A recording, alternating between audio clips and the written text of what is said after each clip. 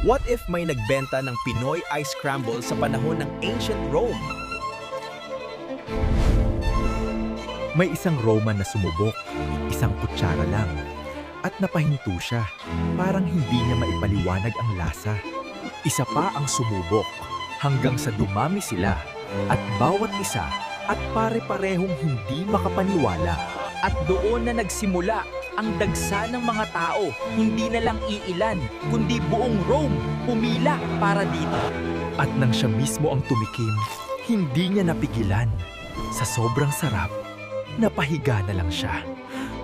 At nang siya mismo ang tumikim, hindi niya napigilan. Sa sobrang sarap, napahiga na lang siya. Gusto mo bang ikaw ang magdikta ng next what if ko? What if may UFO sa Manila? O biglang dumating si Naruto sa Pinas? Comment mo yan, Hype. Gagawin natin.